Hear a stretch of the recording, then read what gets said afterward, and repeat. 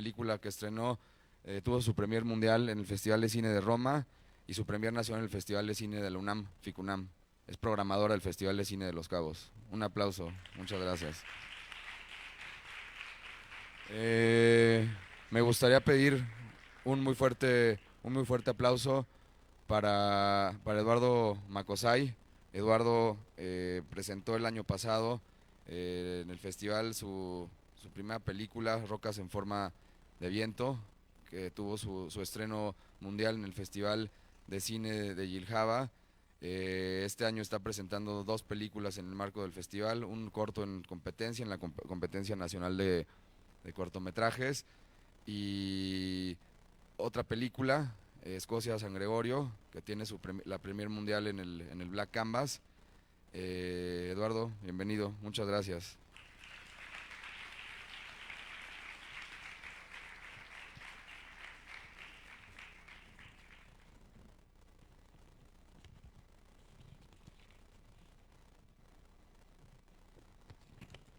Bueno, al parecer Clemente Castor no llegará este día a la mesa. Y bueno, me gustaría presentar y pedir también un muy fuerte aplauso para Mauricio Novello, quien presenta su película El lugar de las tres cascadas, pequeñas historias de Hiroshima, el día viernes en el cine Plaza Insurgentes. Si no me equivoco, la película de Miguel tiene su premier mundial en el Festival de Cine de la UNAM. No, en Hiroshima tuvo su premier mundial y después su premier nacional en el Festival de Cine de la UNAM, FICUNAM. Mauricio, un fuerte aplauso. Muchas gracias. Gracias.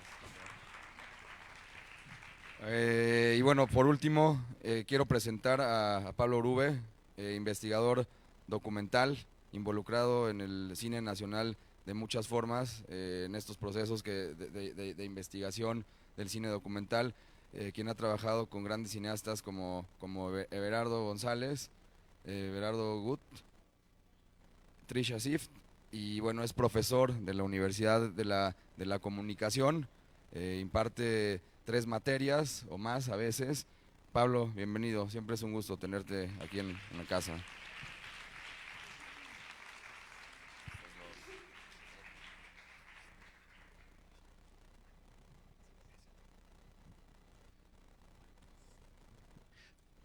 Buenos días.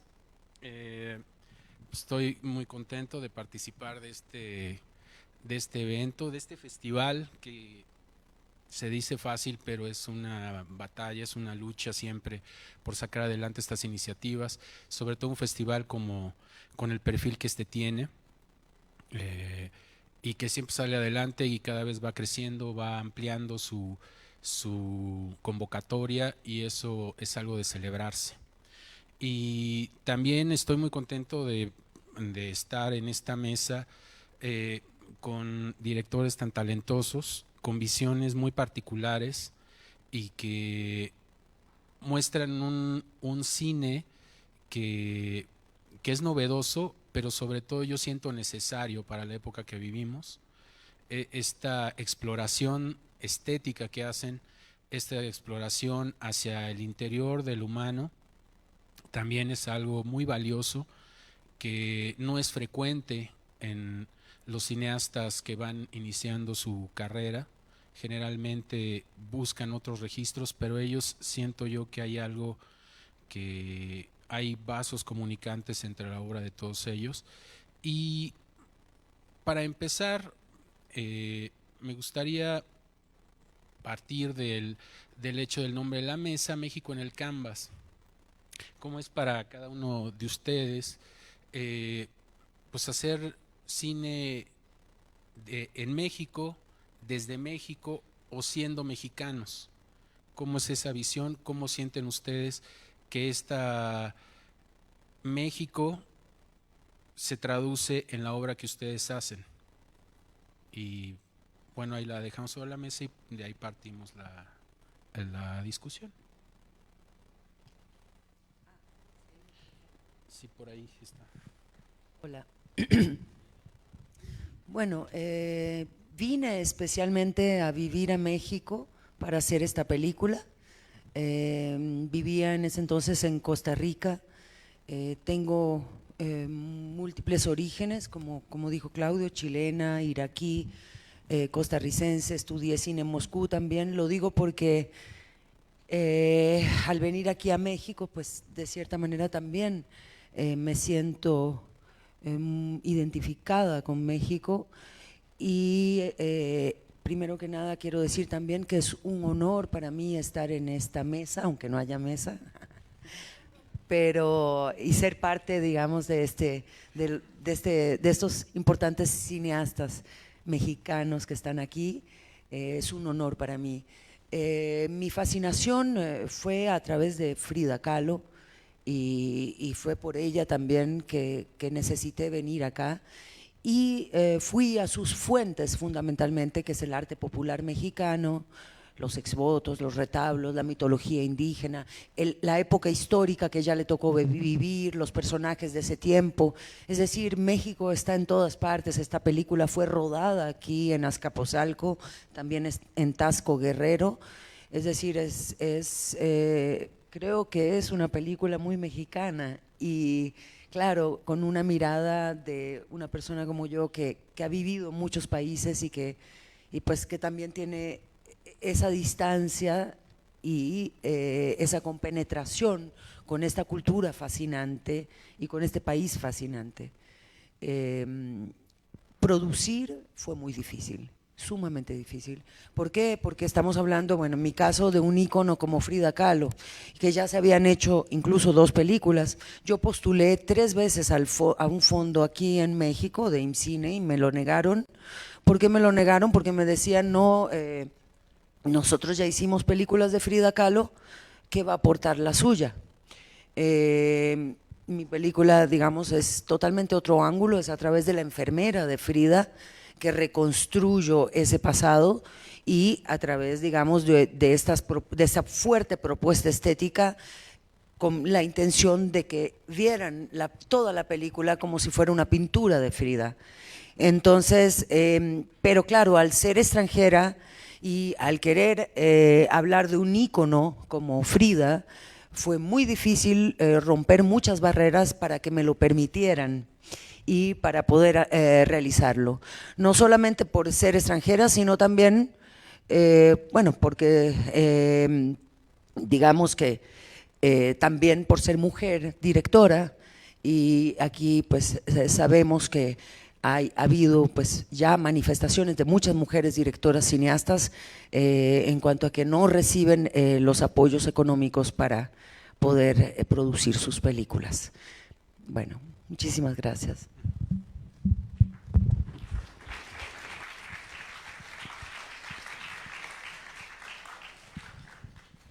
Hola, buen día. Primero que nada, muchísimas gracias por la invitación. Gracias a Claudio, a Pablo y gracias a todas y todos por estar aquí. Me parece una pregunta muy interesante, sobre todo porque creo que estamos en un momento donde a nivel internacional estamos redefiniendo y cuestionando lo que significa pertenecer a un país. Lo que significa, por ejemplo, decirse mexicano o mexicana en mi caso, tiene todo que ver con mi película en realidad. Yo nací y crecí en la Ciudad de México.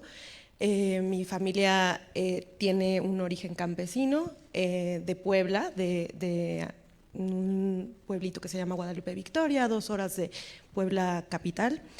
Y ellos migraron cuando mi madre y su generación eran bastante jóvenes, y digamos que hubo un corte en este proceso migratorio que fue como un poco violento, ¿no? Mi generación, mis hermanos, hermana y primos, primas, yo creo que crecimos un poco desvinculados a todo eso que había sido la generación de mi madre y por supuesto de mis abuelos. Y pues creo que también fue una especie de creación identitaria pues para sobrevivir, ¿no? Como que al final la Ciudad de México es un espacio pues si bien sumamente diverso, también muy racista y muy clasista, ¿no? Entonces, de alguna manera hubo ese corte. Y para mí hacer Titiche, que es una especie de regreso a este origen, regreso a estas raíces rurales, campesinas, es una especie de reclamo de patria o de matria. Para mí es una redefinición de lo que yo soy, de lo que yo creí que era, ¿no? Creía que era una chica urbana y ya, ¿no? Y bueno, no sé, creo que es interesante porque después en conversación con otros cineastas, sobre todo también del sur global, creo que tenemos estos cuestionamientos. Entonces, de alguna manera, para mí es como cada vez más raro como hablar de México en abstracto. Y definirme como una cineasta mexicana. No sé muy bien tampoco qué soy, pero creo que soy, bueno, ¿no? una cineasta que tiene una vinculación muy fuerte con sus ancestros y ancestras que tienen pues esta idiosincrasia rural. Y bueno, ¿no? Y también soy una mujer joven que vive en la ciudad, ¿no? Entonces, pues eso creo que es lo que diría. Gracias. Hola. Creo que esta es una pregunta que me he hecho mucho, ¿no? Y creo que de hecho, en el momento en el que empecé a tener un poco más de claridad acerca de qué era hacer cine desde México fue justo en el terremoto del 19 de septiembre, que fue lo que me llevó a hacer la película que se está presentando aquí, que es una película que grabé en las 30 horas posteriores al terremoto, ¿no? Creo que antes de eso había tenido como una experiencia intelectual y estética que trataba de trascender las fronteras del Estado-Nación, ¿no? Y aunque sigo muy interesado en repensar la idea del Estado-Nación y la identidad que se crea a partir de ello, en ese momento me di cuenta que existe una relación inherente al espacio y al terreno que habitamos, ¿no? Y que, bueno, como la cultura neoliberal y como los medios de telecomunicación suelen despegarnos de este presente inmediato que tenemos frente a nosotros para hacernos sentir pues ciudadanos cosmopolitas o urbanizados o yo qué sé. Entonces, un poco después de hacer esa película, empecé a cambiar mi investigación, digamos, teórica hacia temas que tenían más que ver con, digamos, el sur global, pero pues un poco tratando de retomar las ideas del tercer cine, ¿no? El tercer cine es este como cuasi movimiento que hubo en Latinoamérica, donde varios países tuvieron como figuras muy particulares que realizaron manifestos sobre lo que significaba realizar cine en el tercer mundo, ¿no? Entonces, obviamente estas películas son muy interesantes y muy buenas de ver, pero al revisar una gran cantidad de estas sentía que las búsquedas políticas y sociales que presentaban estaban desactualizadas porque pues ellos preveían una clase de fin del neoliberalismo, lo cual no sucedió realmente, ¿no? Entonces, ¿qué es pensar desde el tercer mundo en la actualidad? Con las telecomunicaciones que tenemos, con las estructuras sociales, culturales y hegemónicas, ¿no? Y bueno, y luego eso pensarlo en relación a que ahorita estamos todavía bajo esta colonización estadounidense, pero ¿qué va a pasar ahora que China está tomando más poder y entonces se vuelve como la nueva hegemonía? Esto me ha llevado como a, pues sí, como a aumentar lo que estoy tratando de explorar en mi cine para poder un poco tratar de entender el presente, pero también pensar un poco lo que viene y que termina siendo muy local, ¿no? Porque si hablamos de China y su presencia en México, creo que la podemos ver en la mayoría de nuestra ropa, en la mayoría de nuestras cosas, entonces como que ya estamos como sumergidos en esta como nueva colonización china, aunque todavía seguimos sintiendo mucho como la parte neoliberal occidental gringa. Y esto termina afectando como los procesos de creación de identidad que tenemos en México, en Latinoamérica y en el tercer mundo en general, ¿no? Entonces, pensar que es ser mexicano implica muchas más cosas de las que a veces uno piensa y como que se siguen expandiendo hacia, digamos, la globalidad, pero también hacia la localidad, ¿no? Porque si pensamos en México como esta idea de Estado-Nación que fue impuesta a través de la creación de ciertos símbolos culturales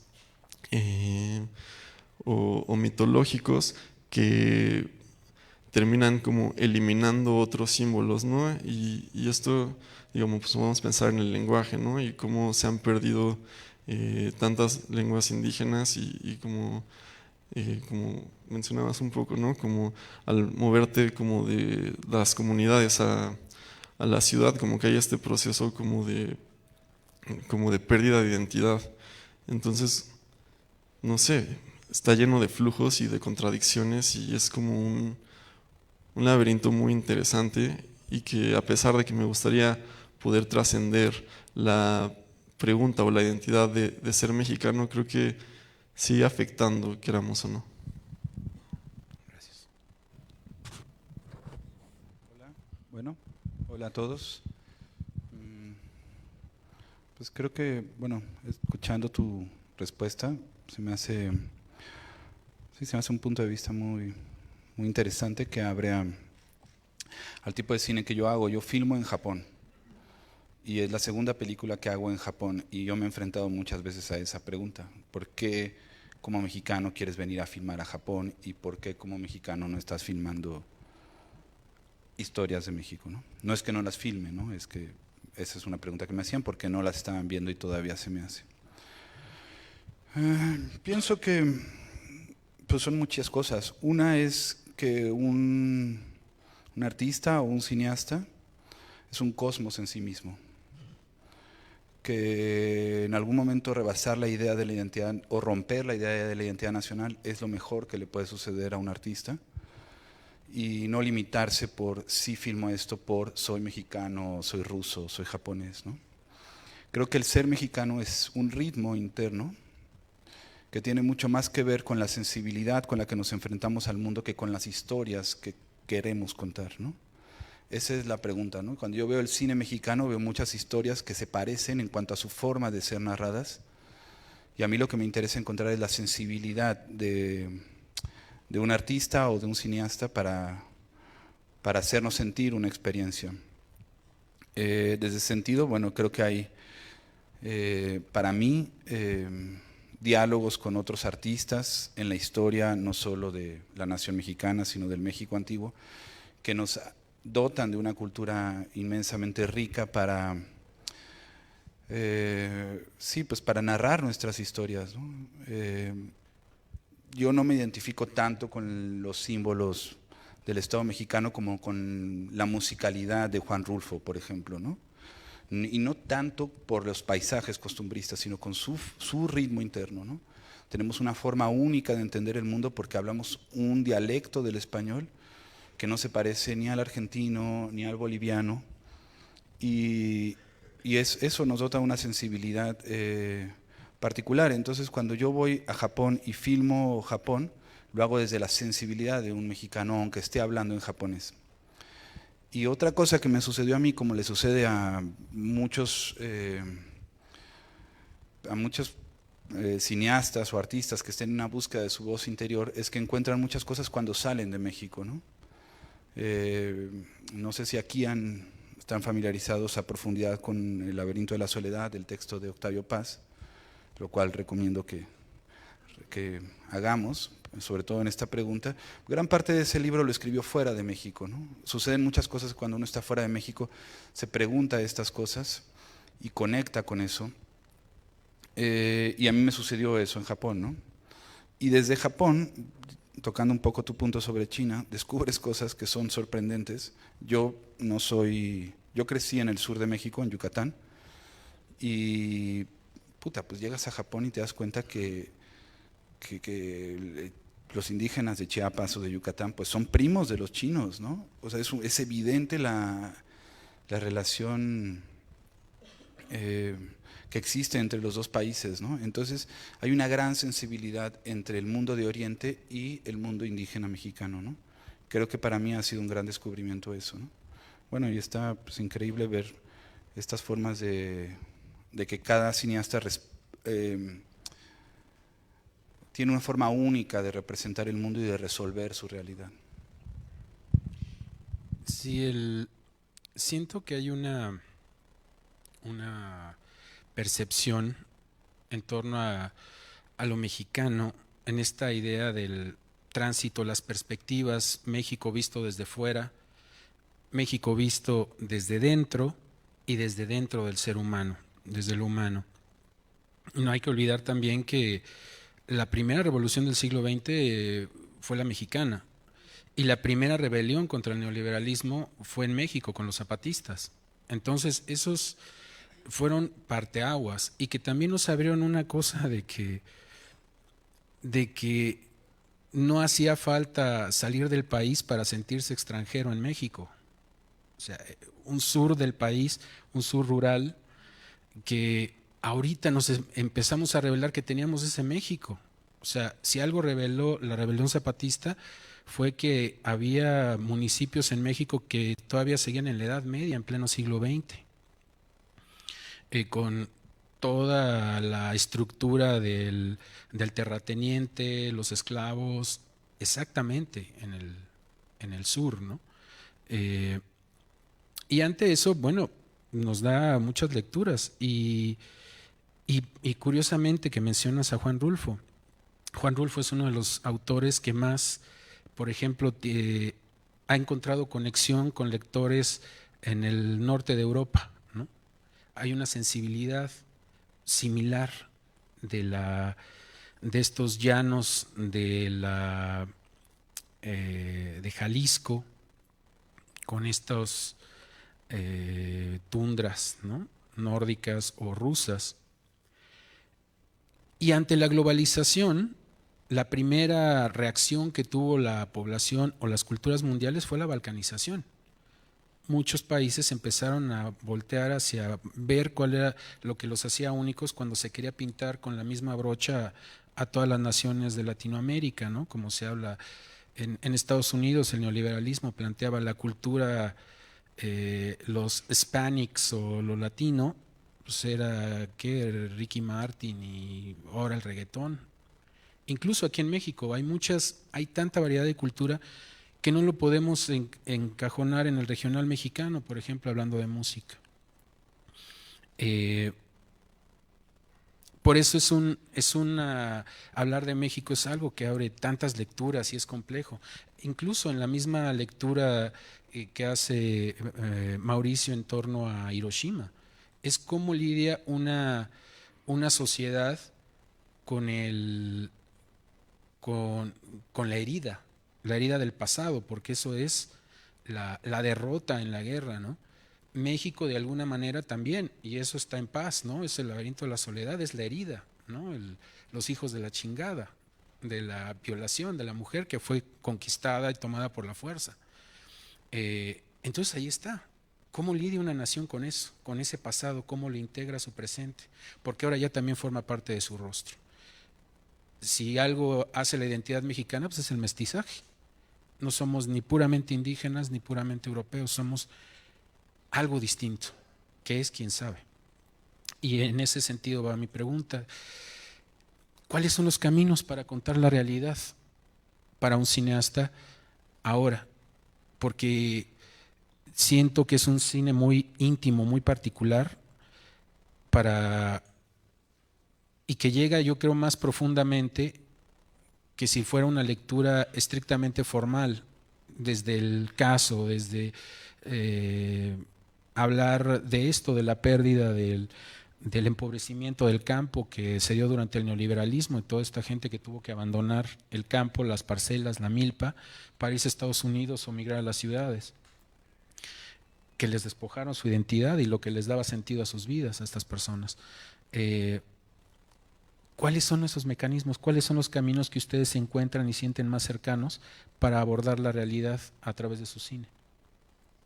Bien, esa es una pregunta, digamos, compleja en el sentido de que no creo que haya un solo camino o que se puedan definir así, digamos, describir los caminos como una ruta ya definida, sino más bien hay algo inesperado y por supuesto, claro, una búsqueda interior, una búsqueda de tu propia voz, de tu propio lenguaje, de encontrar un lenguaje, y que también tiene que ver con el fondo de lo que se está tratando, con el tema, con lo que yo quiero transmitir. Ahora, bueno, hay cineastas que se apasionan también por filmar la realidad, digamos, o por construir a partir de la realidad. Ahora, para mí, en esta película, en este caso, yo creo que es la obra en todo mi trabajo en donde decidí construir un mundo, absolutamente. Es una construcción total, es una ficción creada, claro, a partir de hechos reales, porque se inspira en hechos reales. Hubo una investigación histórica profunda, digamos, de muchos años, pero mi propósito era construir un mundo, un universo diferente al de la realidad. Ahora no es un propósito intelectual, es una necesidad urgente, vital, humana, ¿ya? Entonces, y había, claro, un riesgo en eso, porque a veces en esa propuesta de crear algo con otro tiempo también, otro ritmo distinto. Entonces yo creo que por eso las búsquedas, los caminos son muy diversos y los lenguajes en el cine pueden ser muy diversos porque, como decía Carl Theodor Dreyer, el estilo es el alma del autor. Entonces, claro, estos estilos surgen a partir de nuestras almas distintas, nuestros cuerpos, nuestras vidas, nuestras experiencias. Entonces, por eso es tan rico y por eso es tan peligroso cuando desde la industria del cine imponen reglas e imponen fórmulas y nosotros nos vemos en la dificultad muchas veces de conseguir apoyo para poder hacer propuestas muy distintas a las que realmente hay en cuanto a tendencias, en cuanto a imposiciones también de un mercado y de una industria. Entonces hay muchos obstáculos que sobre todo tienen que ver con ese salirse de uno mismo, como que hay una dispersión, hay una evasión, ¿entiendes? Entonces es esa lucha constante de cada día, de cada minuto de encontrarte y de encontrar tu voz y ser honesto, simplemente honesto y hablar desde el corazón. Yo creo que eso es lo más importante. Ahora me interesó mucho esto que hayas filmado en Japón. Me parece fascinante y además me parece fascinante porque yo vengo a filmar aquí, tú te vas a Japón a filmar allá. Bueno, como ven, en realidad las fronteras no deberían existir y en la creación artística absolutamente no deberían existir porque en el fondo estamos hablando de dramas humanos. Claro que hay una identidad, ya América Latina, México, ¿entiendes? Pero también es una cosa de humanidad, es decir, somos seres humanos que quizá, bueno, en mi caso yo me siento de muchas partes y también me siento de México y qué bonito eso, que tener esa posibilidad de no pensar en esas fronteras, ¿entiendes? Sino porque creo que en el lenguaje que viene del corazón no hay fronteras, definitivamente, sí.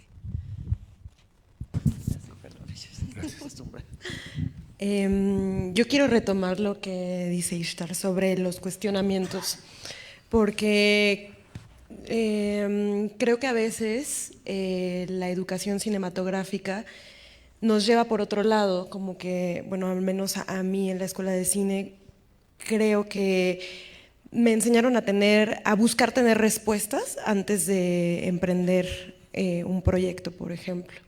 Y a veces, bueno, a lo mejor habrá cineastas que esa sea una manera de acercarse al mundo. En mi caso no, para mí es mucho más importante las preguntas y la intuición. Y eso es muy retador a la hora de presentar una carpeta para pedir un apoyo, ¿no? Por supuesto que si estás pidiendo dinero y hay una necesidad de hablar de cosas concretas, a veces las preguntas o las intuiciones, las corazonadas o una forma mucho más empírica de acercarse al mundo puede verse como algo inseguro o como algo menor, ¿no? Y creo que eso también tiene que ver con una visión sumamente impuesta y globalizada de lo que debe ser pues el conocimiento, ¿no? En realidad, pues que es como esta herencia pues sumamente clásica europea, donde la razón es lo que prima ante todo, ¿no? Entonces a mí me interesa mucho más el cine que tiene que ver con las intuiciones, con las corazonadas, pues sí, con de repente a lo mejor asumir al final de una película que no tienes respuestas, ¿no? Y para mí la manera de llegar a eso, al menos en este momento de mi carrera, de mi vida, es tener al menos unos recursos básicos de producción. Y creo que eso es como pues la manera en la que yo encuentro cierta libertad, ¿no? Pues tener una cámara, digo, es que es como, se dice a lo mejor como algo muy obvio, pero pues es que justo tener tu cámara, ¿no? Y a lo mejor no depender pues de un esquema de producción más grande, ¿no? Y digo cámara, pero son 2 o 3 cacharros más, ¿no? Y justo partir de ahí y un poco creo que ese es al menos hoy para mí como mi 101 para producir y para acercarme a mi práctica.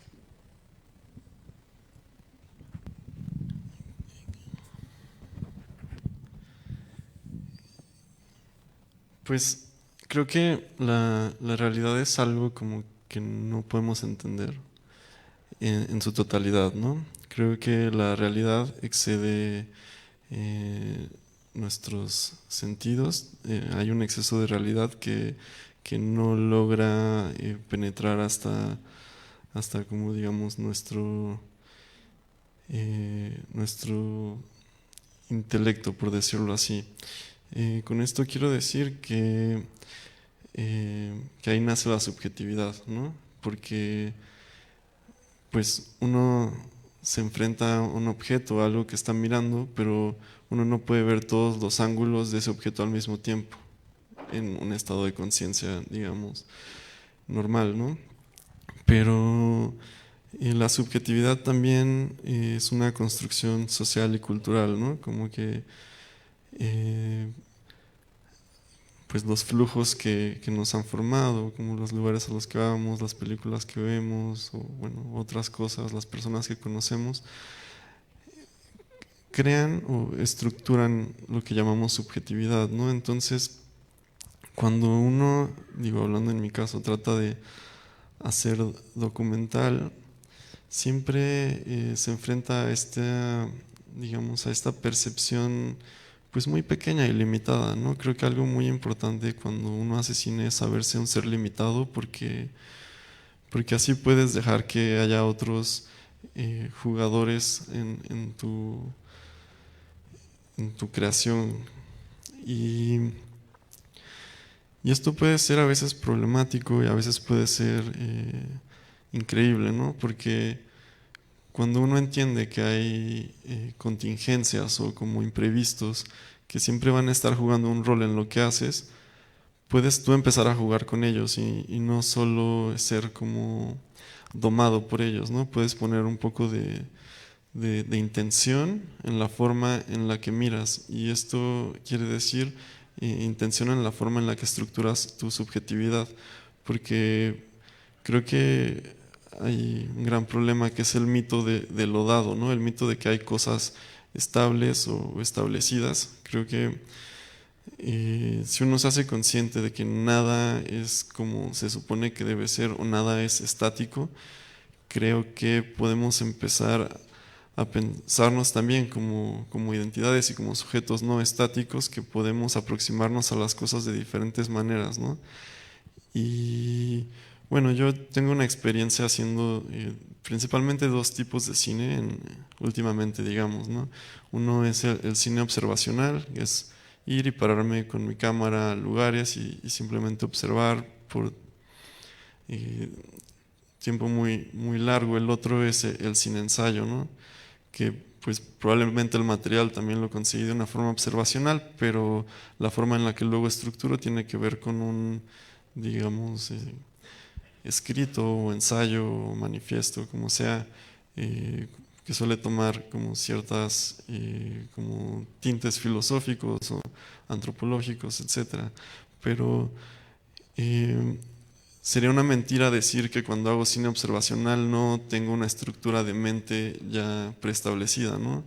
Entonces, cuando uno va a un lugar a filmar algo, ya trae como unas ideas de cómo debería ser filmada esa cosa o de qué es lo que quiere lograr.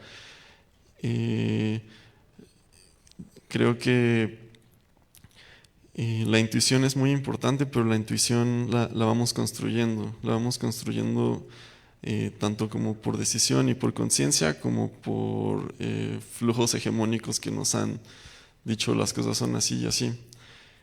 Y entonces termina sin haber tanta diferencia entre la idea de un cine ensayo o de un cine observacional, porque al final las imágenes audiovisuales terminan funcionando como conceptos, y al estructurarlos dentro de una narración estamos articulando esos conceptos audiovisuales pues en estructuras lingüísticas audiovisuales que terminan diciendo algo, ¿no? Aunque quisiera poder acceder a un tipo de intuición pura y como de percepción, llamémoslo, absoluta, siempre hay estructuras previas, y pues eso de alguna forma construye el cine que hacemos, ¿no? Entonces, pues creo que para mí es muy interesante pensar cuáles son las estructuras y las adoctrinaciones previas y cuáles son las que yo le estoy metiendo en la actualidad y cómo estoy construyendo mi subjetividad para observar. Gracias.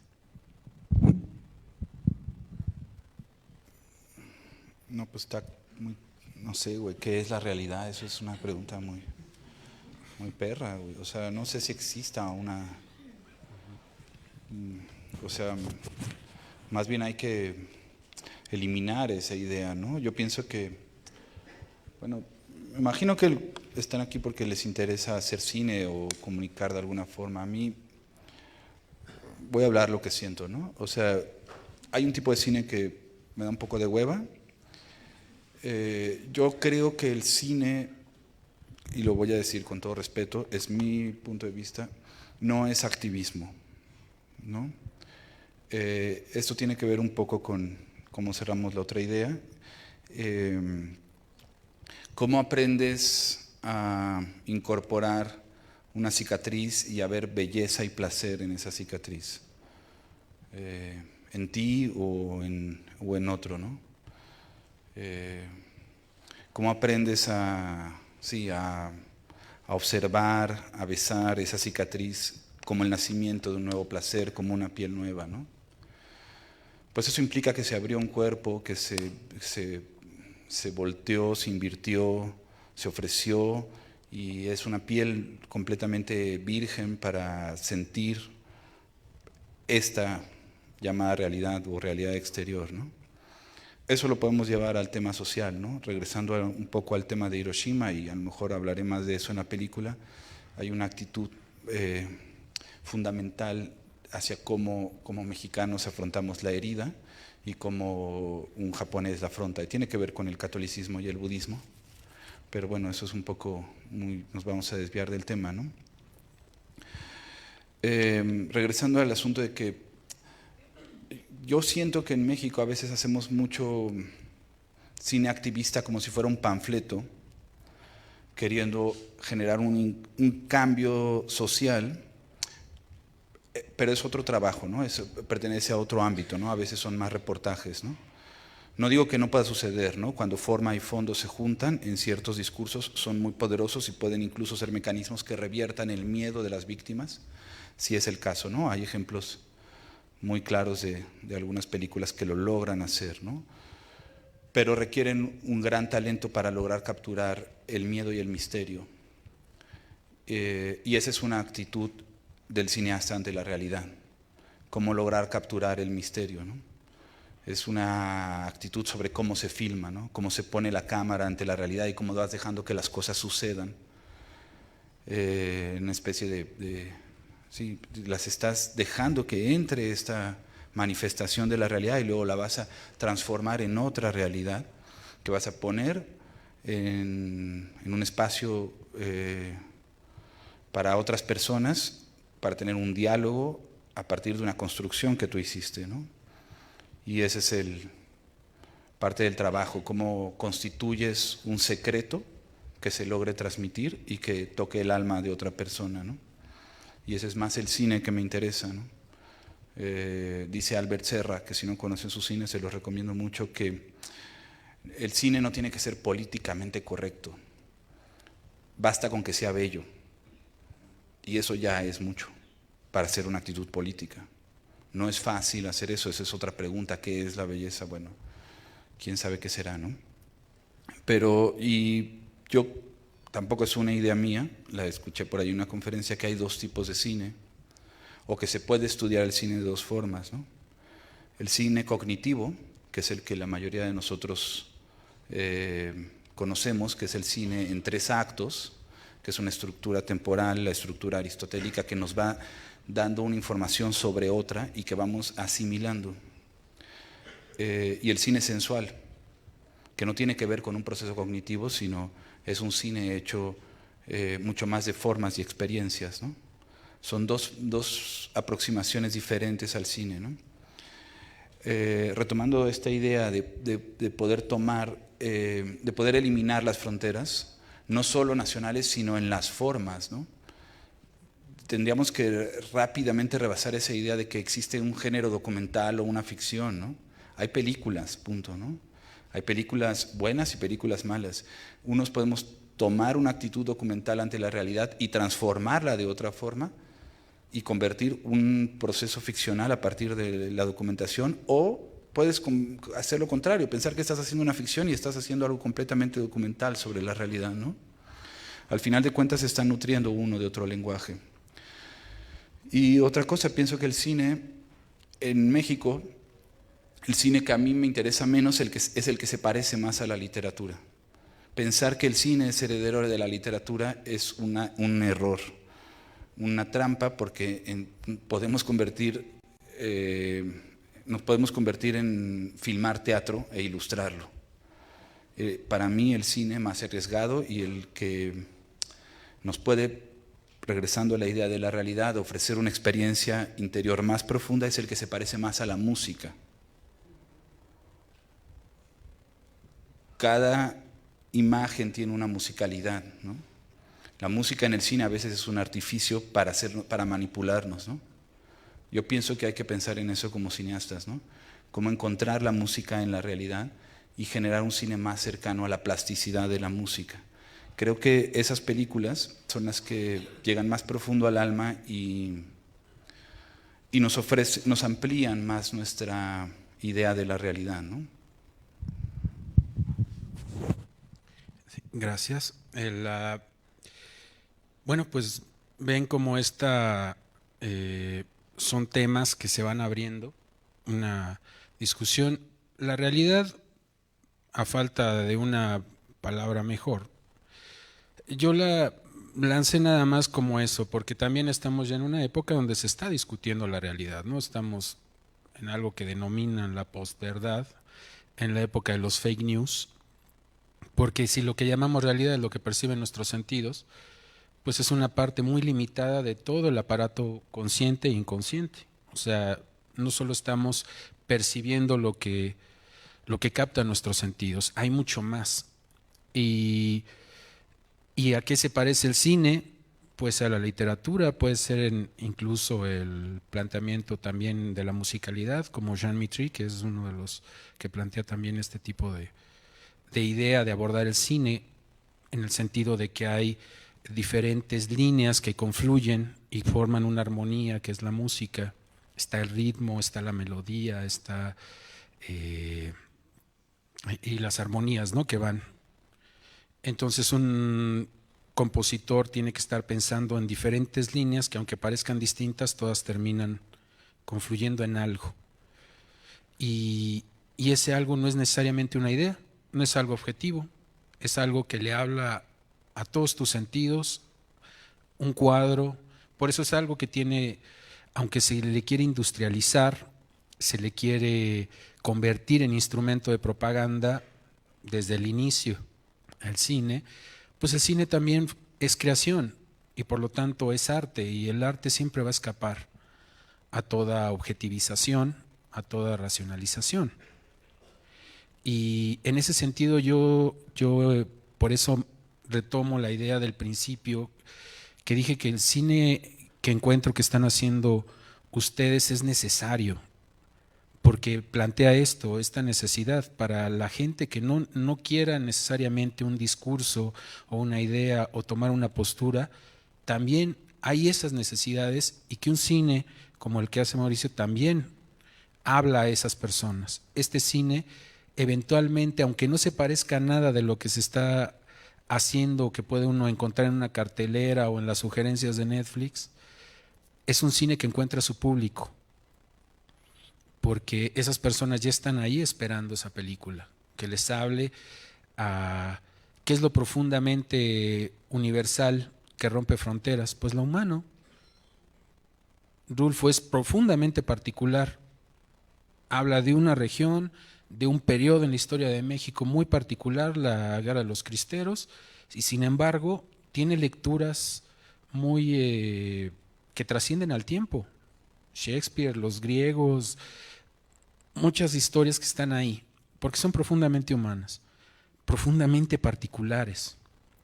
Incluso, como mencionaba Eduardo, cuando incluso uno quiere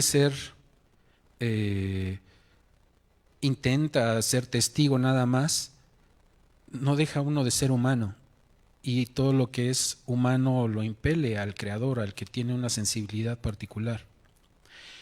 Y en ese sentido, bueno, pues celebro que estemos aquí.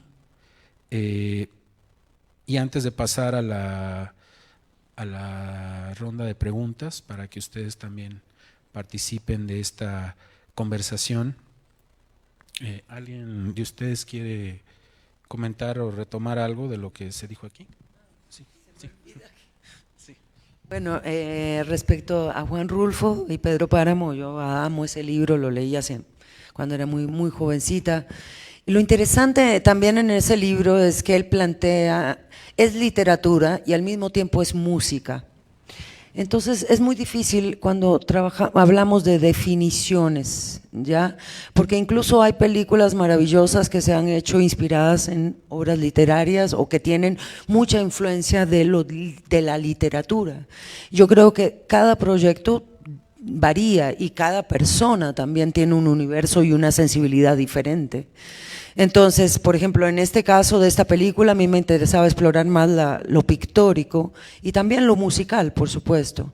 Luego Dziga Vertov, desde el inicio, El hombre de la cámara, es absolutamente musical, o Artavas Peleshian, que es un armenio que tiene un libro que se llama El montaje a distancia, que habla justamente del cine como música.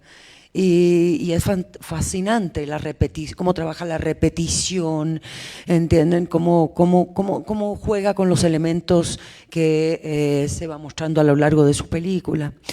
Entonces, yo creo que sí entiendo, claro, un cine industrial, un cine que apoya la teoría del conflicto central, la estructura en 3 actos, es decir, un cine que se impone desde fuera, desde reglas que nos vienen desde hace mucho tiempo y que se imponen desde un mercado también y una censura que hay, no directa, pero hay una censura, por supuesto, y dentro de ese cine industrial. Y el otro camino, claro, es un cine como arte, como una creación artística, como una forma de comunicación, quizá la forma de comunicación más profunda que existe, porque incluso tiene el poder de cambiar las conciencias de los espectadores o expandir las conciencias de los espectadores. Entonces, yo creo que es fascinante y que la exploración más fascinante es la que uno puede hacer hacia sí mismo, hacia la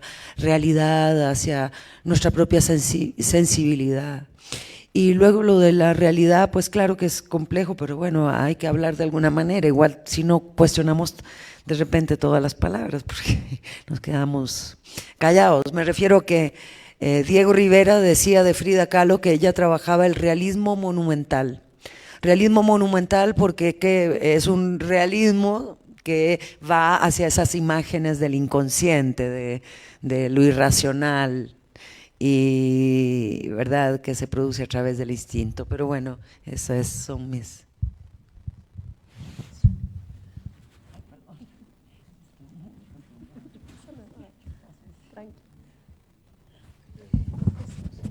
Sí, nada más, bueno, retomando a una idea del principio, ¿no? Algo que comentaba Mauricio sobre la sensibilidad mexicana.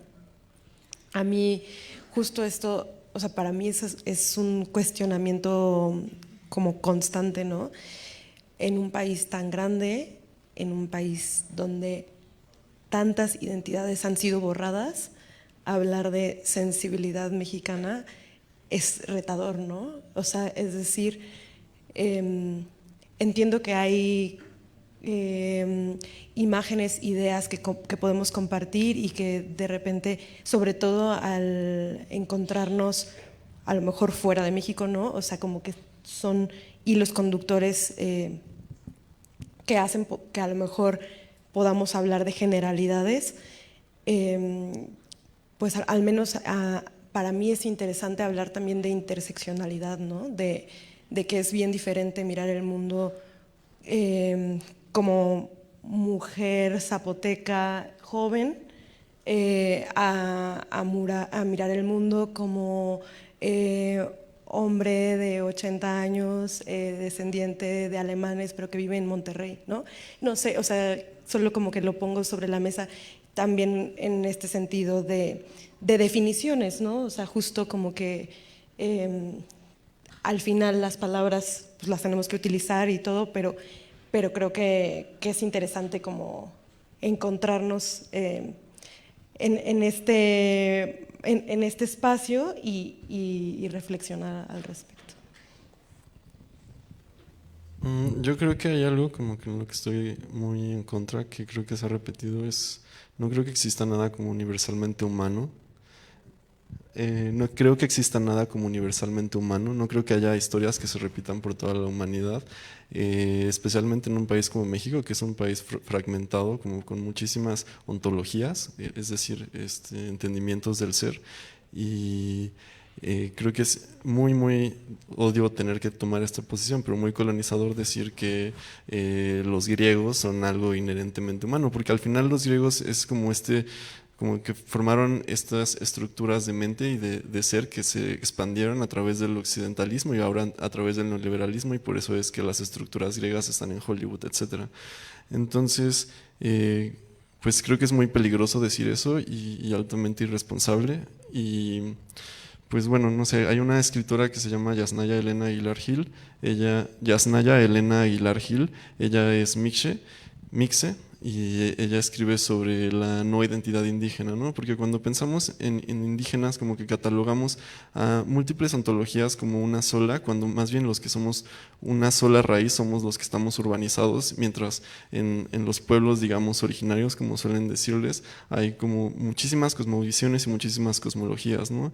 Y es por eso que cuando pensamos en la quema del Amazonas estamos pensando también en un etnocidio múltiple, ¿no? Porque están eliminando cosmologías y cosmovisiones que tienen raíces propias, a diferencia de todos nosotros los urbanizados que venimos de la misma raíz, digamos, postcolonia occidental. Yo sí quiero decir que todo lo humano nos es propio. Yo sí quiero decir, sí pienso que no creo en el progreso moral, y que creo que todas las condiciones humanas, las más miserables y las más fantásticas, se reflejan en las mitologías más primitivas, y que todas las mitologías tienen una suerte de espejo, no por colonizarse, sino porque lo que nos hace humanos, es lo que yo pienso, es nuestra capacidad de asombro, y bueno, posiblemente eso crea el arte, ¿no? Habría que pensar en el hombre pintando en las cavernas y pensar si ese hombre que pintaba en las cavernas, sus sueños no devino de una danza con un fuego afuera y antes del lenguaje, y si esas cuevas no son capaces de transmitirnos una experiencia profunda a todos los seres humanos por igual. Hay muchas estructuras Borges dice una cosa muy bonita, que el arte debería de librarse de la idea del tiempo, ¿no? Yo no sé si a ustedes les han enseñado el cine de acuerdo a la estructura aristotélica, que es 3 actos, un conflicto central, ¿no? Bueno, esa es una estructura. No quiere decir que sea la única, pero es una estructura que inventaron los griegos para narrar la tragedia, ¿no? Igual seguimos viendo las telenovelas que escribió Sófocles, ¿no? O sea, nosotros el indígena Mije se sigue atormentando con la Rosa de Guadalupe, sí o sí, ¿no? Y son los dramas griegos por excelencia, ¿no? Lo que sí habría que liberarnos es esta idea de representar el tiempo, ¿no? O sea, más ahora en la virtualidad, que no sé si han tenido estas experiencias de telepatía, simultaneidad, ¿no? Hay muchas cosas que se están dando en este momento en un cambio de paradigma de conciencia que la tecnología nos está mostrando, que rompen con la idea de un tiempo lineal. Es decir, que la idea de que el tiempo va del pasado hacia el futuro fluye de esa forma, ¿no? Esta estructura griega de 3 actos sí es colonizadora, porque no por los griegos, sino porque los gringos se dieron cuenta que funcionaba muy bien y la replicaron en el modelo de cine, ¿no? El cine es tan poderoso que el capitalismo se apoderó de él para vendernos propagandas e ideas, y por eso es una industria tan grande, ¿no? Y es muy interesante que nosotros como cineastas pensemos en cómo romper esa estructura y ofrecer otras estructuras que no nos hagan representar nuestra propia realidad en función de esa estructura. Creo que nos puede librar de algunas ideas de los dramas o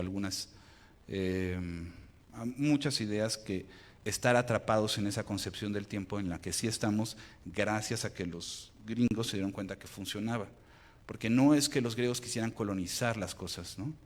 Ellos estaban en su pedo para pelearse entre ellos, ¿no? Luego, bueno, esa es otra cosa de la historia de Universal, ¿no? Pero los gringos se dieron, o sea, no es que lo quisieran, es que funciona para narrar algo, ¿no? No es que sea la única. Habría que preguntarnos nosotros por otras, ¿no? Y plantear nuestras propias formas de representar nuestro tiempo, ¿no? Bueno, eso más. Sí, nada más para pasar a las preguntas, porque sé que ya están ansiosos de participar de esta discusión, y qué bueno. Aprovechen que tienen a estas personas aquí al frente, a ellos que tienen una visión muy particular y que les pueden aportar mucho para lo que ustedes quieren hacer. Exprímanlos, sáquenles todo lo que puedan mientras los tengan aquí. Y nada más, sí, efectivamente, este relato, digo, mencioné a los griegos por mencionar algunos, pero obviamente México es, si algo dije al principio fue que México es algo muy complejo, que estamos todavía descubriendo. O sea, hay regiones que pareciera que no existían aquí en México, que estamos apenas descubriendo, porque así, a ese nivel estábamos de negar lo que teníamos frente a nuestros ojos, de no verlo. Por eso es una época donde se cuestiona la realidad. ¿Qué nos presentan como real? ¿Qué nos presentan como absolutos? Y una parte de lo que tomaron los gringos en el cine como industria fue la forma en que se estructuró esta narrativa de los griegos, aristotélica, en la novela del siglo XIX francés, que es el melodrama. Y si algo permea en este relato es el melodrama, ¿no? Que es esta forma que nos presenta que este relato se aplica a todas las historias, a todos los contextos, y que plantea algo que efectivamente no estaba desde origen, ni siquiera está en la tragedia, que es la posibilidad de que haya una resolución a las historias. Pues nunca hay un final absoluto en las personas, en la historia humana, en lo que estamos viendo es un continuo. No, el tiempo no es una línea, son ciclos, cosas que se están renovando. Hay Salustio, tiene de dioses y de los hombres, algo así, es un libro que él tiene. Tiene una frase que dice: estas cosas no ocurrieron nunca, pero son siempre. Y eso es lo que pasa con las obras, con lo que surge del arte. Esto no ocurrió nunca porque es una creación, surge de la subjetividad de una persona. Pero son siempre, ¿por qué? Porque mi historia puede llegar y cruzar fronteras y alguien en otra parte del mundo se va a conectar conmigo. Y en ese sentido es cuando estaba hablando con toda responsabilidad en torno a que lo humano, sí, porque somos seres humanos, tenemos pues, algo que genéticamente nos une, y asumo que también espiritualmente o a falta de otra palabra laica que nos una, ¿no? También está ahí. Y bueno, pues adelante con sus preguntas.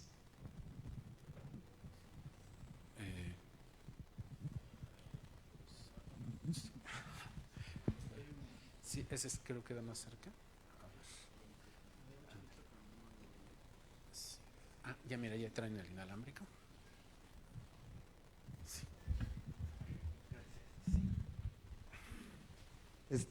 Bueno, la pregunta va un poco para todos y bueno, primero gracias por venir y gracias por darse el tiempo de tener esta plática, y porque pues evidentemente es muy padre ver como estos choques de ideas de personas tan diferentes y que tienen ideas tan diferentes, y siempre de la fricción pues nace algo nuevo, ¿no?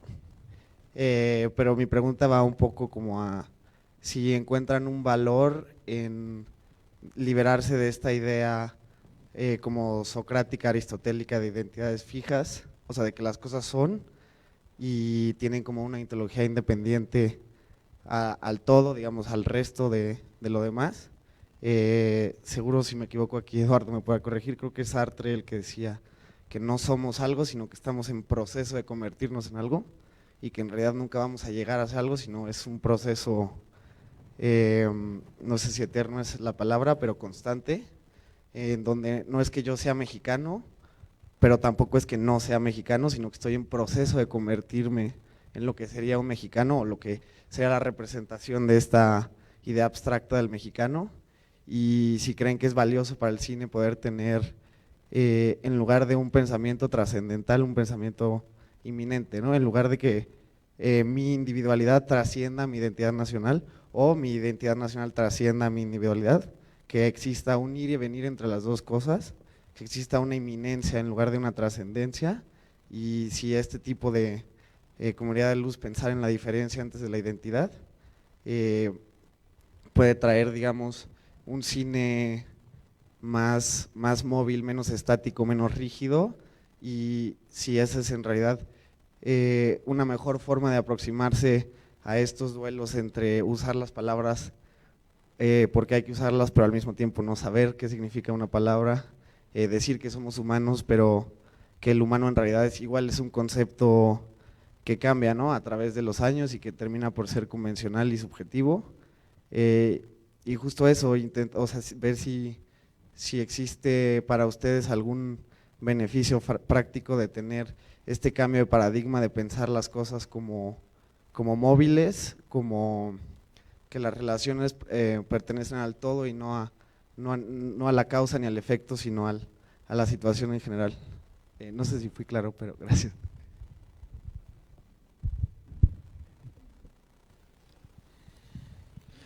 Creo que puedes hacer cualquier tipo de cine, ¿no? Y creo que todo tipo de cine es válido. Digo, al menos a mí me gusta poder ver que hay multiplicidades en el cine y que no todo es lo mismo que yo pienso, ¿no? Entonces, si a ti te funciona tener un pensamiento más procesual y pensar más el sujeto como proyecto, que pues es muy interesante, ¿no? Puedes aplicar eso a la manera en la que estás filmando, ¿no? Porque, digo, eso podemos verlo como, no sé, en muchos tipos de documentales, ¿no? En los que, por ejemplo, pensemos en este tipo de documental como de como que toma un rodaje muy largo en el que puedes ver como el desarrollo de un personaje, ¿no?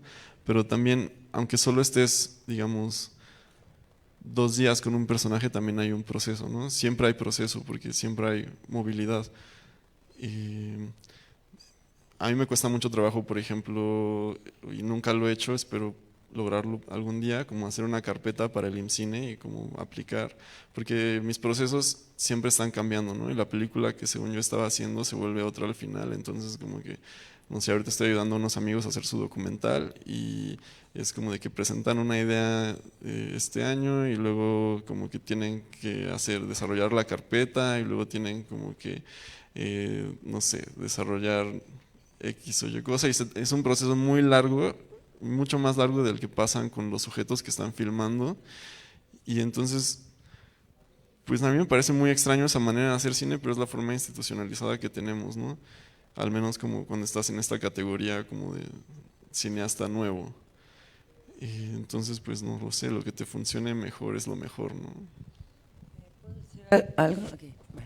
Yo creo que este trabajo lineal en las películas, de esta forma de entender el tiempo lineal en muchas películas, o en esta imposición que se hace del conflicto central, de la forma de los 3 actos, en fin, de estas estructuras, de esta estructura, también responde a un sistema y a una sociedad en que vivimos. Estamos en un patriarcado, estamos en el capitalismo, es decir, entonces esto es lineal.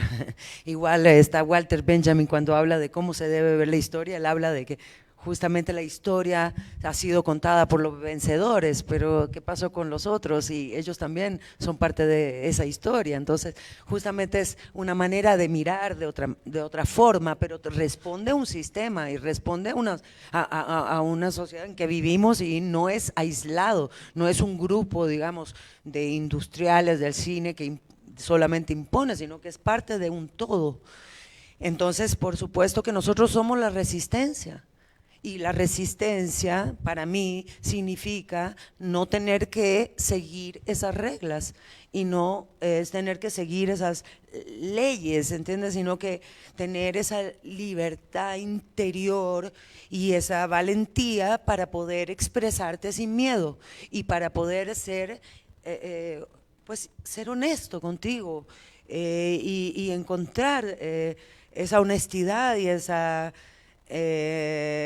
forma de expresarte, que por supuesto se va a transmitir o se va a reflejar no necesariamente en una estructura en 3 actos, porque yo no estoy planeando a priori que voy a expresarme de esa manera, sino que va a ser una forma nueva, una forma tuya también, propia, que claro, puede parecerse a otros, porque de repente lo lindo es cuando también encontramos coincidencias en nuestra generación de personas que aún y no nos conocemos y que siguen su propio camino, y al final hay una coincidencia. Entonces, ¿qué tiene que ver eso con el lugar, con el espacio, con el tiempo que estamos viviendo?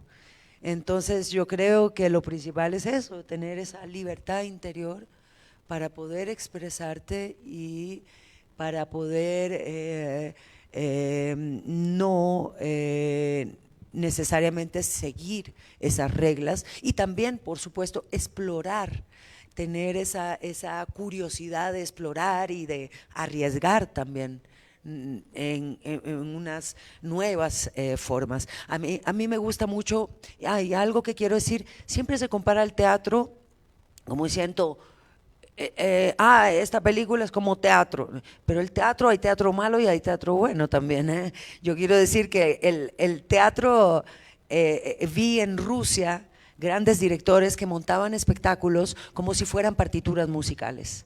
Entonces trabajaban con los actores como si cada uno fuera un instrumento musical. Entonces era fascinante y eso era teatro también, ¿no? Pero es otra exploración. Entonces yo creo que eso es importante dejarlo claro porque si no siempre parece como que el teatro es el sinónimo de lo falso y yo creo que hay muchas formas expresivas también dentro del teatro y hay muchos cineastas como Bergman que han trabajado en el teatro y en el cine y si realmente fuera una expresión de lo falso, pues entonces se reflejaría también en sus películas, pero yo creo, digamos, definitivamente que entonces estoy trabajando ahora en una nueva película y estoy trabajando y explorando las formas musicales, digamos, cómo trabajan distintas formas la sinfonía, distintos géneros musicales, digamos, formas musicales, para explorar también nuevas formas. Digo, es una pasión, es una búsqueda, y yo creo que eso lo decía Abbas Kiarostami, que la filosofía viene después de las imágenes. Entonces eso es interesante porque las imágenes vienen de lo intuitivo, también del instinto, también de la reflexión, por supuesto, una forma de continuar nuestra reflexión, pero digamos que no se trata, creo, en mi caso, como digo, no hay reglas, cada quien puede hacer el tipo de cine que desee, que le nazca, pero claro, hay un tipo de cine peligroso, manipulador, efectista, que responde a las necesidades de un imperio que necesita controlar a las personas y por eso lo hace a través del cine.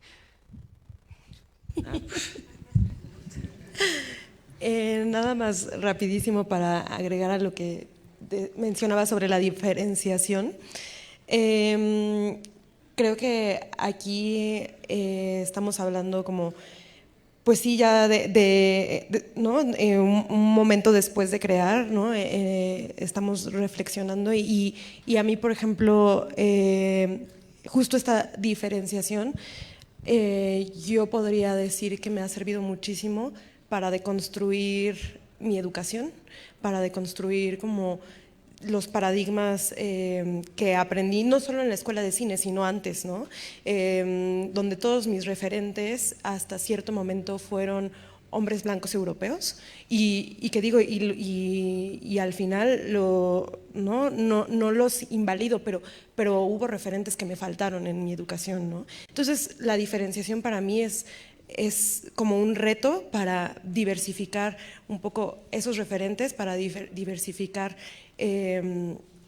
también la manera en la que puedo realizar cine y un poco creo que es un gran reto porque una cosa es decir y otra cosa es hacer y a mí me pasa muchísimo que aquí puedo estar diciendo que claro que el cine de la intuición y otras maneras de acercarse a la realidad, etcétera, pero cuando estoy en mi práctica hay una voz que me dice, esto no se está contando, esto no se está entendiendo, quién va a ver esto, quién tal.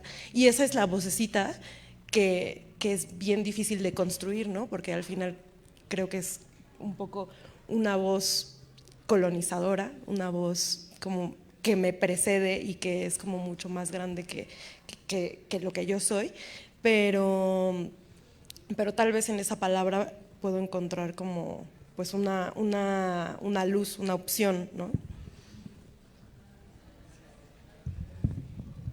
Yo pienso que si queremos crear algo valioso tenemos que olvidarnos un poco de todo lo que esté de moda, ¿no?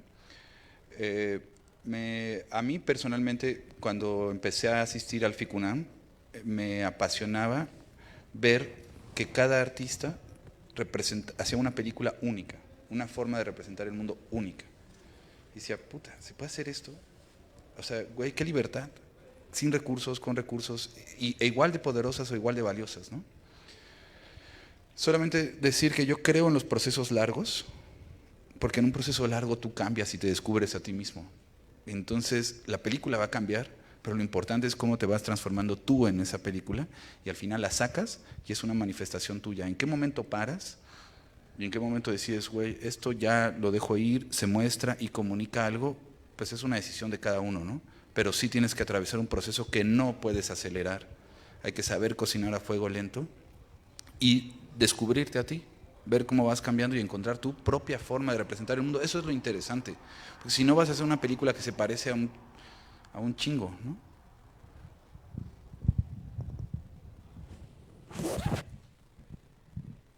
Bueno, sí, adelante, por favor.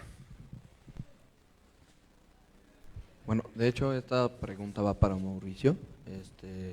A mí me interesa mucho saber cómo tú, que grabas en Japón, cómo haces para empatizar con, si es que usas algún actor, cómo haces para hacer ese clic, para demostrarle tu cultura y para que entienda lo que quieres transmitirle, y si has tenido alguna dificultad y cómo la has superado.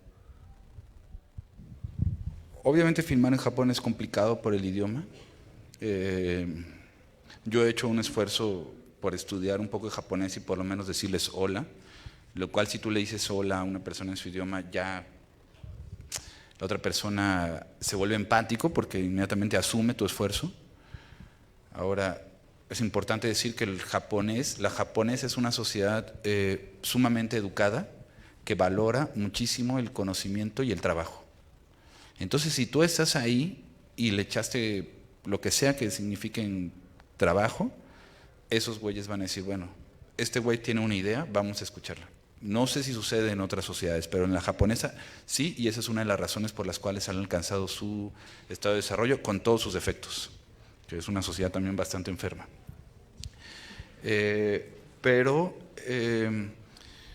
Pues con mucho respeto. O sea, he trabajado con mucho respeto, desde mucho estudio hacia su cultura. No vas a llegar a hacer una entrevista improvisando. Trabajo con traductor y trato de ser muy claro cuando planteo las cosas y trato de ser sumamente respetuoso. El respeto no solo lo transmites con educación o con copiando sus normas, sino con haber estudiado bastante a la persona que vas a entrevistar, ¿no? Que ese fue el primer proyecto que hice, hice 20 y tantas entrevistas a artistas japoneses de todo tipo. Y ahora lo que hice fue trabajar de una forma más sensorial y quería ver a los personajes moverse por Hiroshima, ver cómo es Hiroshima a través de sus ojos, pero pues, de una forma muy vivencial. Y bueno, pues un proceso muy largo, ¿no? O sea, hago scouting, tampoco es que tenga dinero para hacer eso, ¿no? Y no produzco con IMCINE, no es que es una forma, ¿no? Pero a veces puede matar el espíritu de una película, ¿no? No, yo busco apoyos, fundaciones, pido préstamo, me hospedo en el hostal más barato que pueda y uso a lo mejor mi dinero para pagarle a un traductor, ¿no? Y les planteo la idea. Los japoneses son unas personas que te van a ayudar mucho, pero tienes que ser muy claro, ¿no?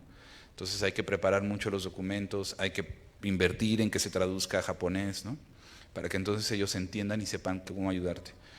Y dicho eso, pues son muy inteligentes, cabrón. Entonces, pues tú les dices, oye, güey, quiero esto, y entienden, y son muy sensibles. Entonces, de verdad que es muy fácil, una vez que haces esto, trabajar en Japón porque todo funciona.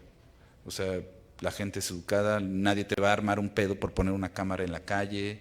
Si hay un pedo te van a decir no, muy educado, nadie te va a robar nada. En ese sentido se facilita mucho filmar, ¿no? No sé si...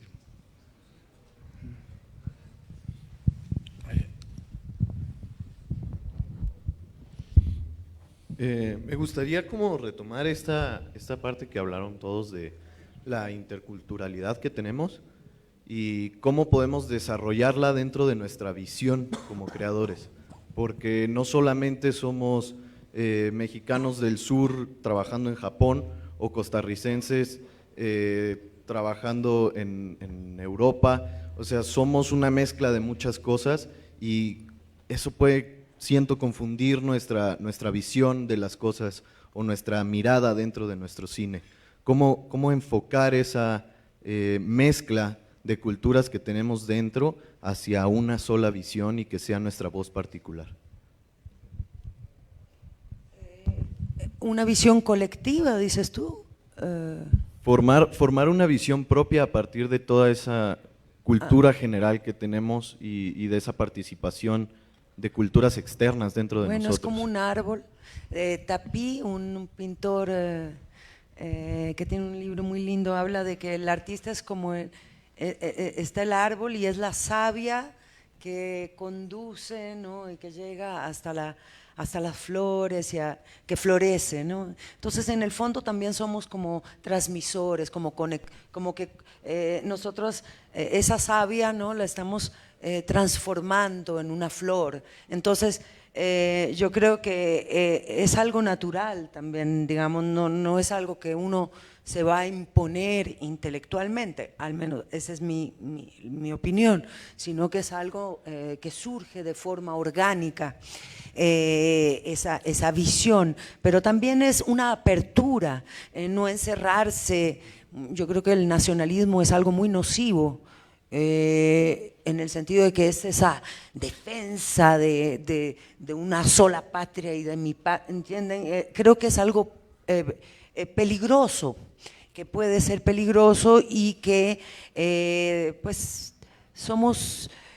a veces cuando hice una película que se llama El Camino, hablaba de justamente también las fronteras, pero las fronteras, ahí me di cuenta que las fronteras son económicas, es decir, ricos y pobres. Los ricos tienen para cruzar cualquier frontera en avión y no tienen problema, y ¿me entienden? Los otros tienen que caminar y luchar por eso. Entonces, yo creo que es una manera de sentir y de transmitir toda esa experiencia y esas culturas y estar abierto a otros mundos, a otras visiones, a otras maneras de entender el mundo, de ver el mundo, desde Asia hasta África. A mí me apasiona digamos, el mundo entero, también ha sido mi condición porque soy hija digamos, del exilio de mis padres, entonces eso también me ha hecho vivir en muchos lados, pero lo que quiero decir es esa apertura a conocer y a aprender de otras maneras de ver el mundo y no creer que la tuya propia es la única y la que tiene la razón. Bueno, ya, ahora sí te lo acepto. Sí. Claro que sí.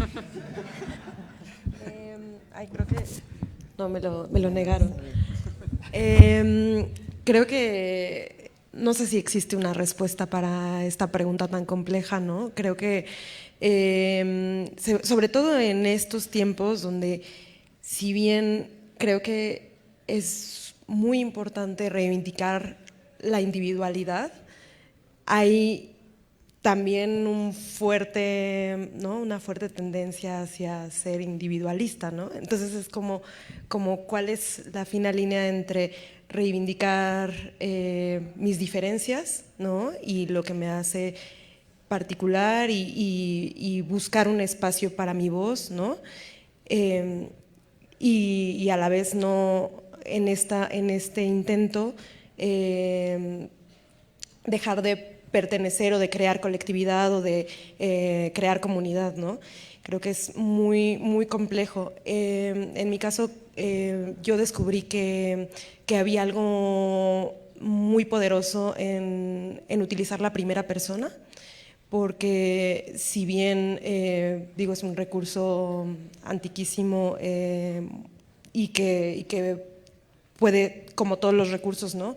Estar adecuada o no, o adecuadamente o no utilizado, pues al final también hay ciertas voces a las que se nos ha negado hablar desde la primera persona, ¿no? Entonces, pues justo para mí era interesante abordar una cuestión que es tal vez una preocupación del sur global, como es el abandono del campo, pero desde lo íntimo. Y para mí había algo que que era profundamente político en este acercamiento, ¿no? Esa es al final mi respuesta en esta película, ¿no? Tal vez haya 1000 respuestas para esta pregunta que creo que es sumamente compleja. Tengo miedo de como que mi respuesta solo sea como una variación de lo que ustedes dijeron, pero bueno, como en mi propio entendimiento, o más bien como yo me lo explico a mí, antes de pensar en multiculturalidad, antes de pensar en interculturalidad, tenemos que pensar en multiculturalidad. Es decir, primero tenemos que pensar en cómo nos diferenciamos y qué nos hace diferentes, ¿no? Porque es muy fácil como empezar a hablar con un grupo de personas y asumir que todos somos iguales o que todos provenimos del mismo lugar. Sin embargo, muy pocas veces es el caso, ¿no? Ahorita, pues supongo, por cierto contexto, supongo que tenemos como algunas intersecciones en la forma en la que vemos el mundo. Sin embargo, también estoy seguro de que hay bastantes abismos en estos puntos de vista. Entonces, una vez que tienes claro qué te hace diferente o particular o qué ha formado tu subjetividad, puedes empezar a pensar cómo crear intersubjetividad con las otras personas, ¿no?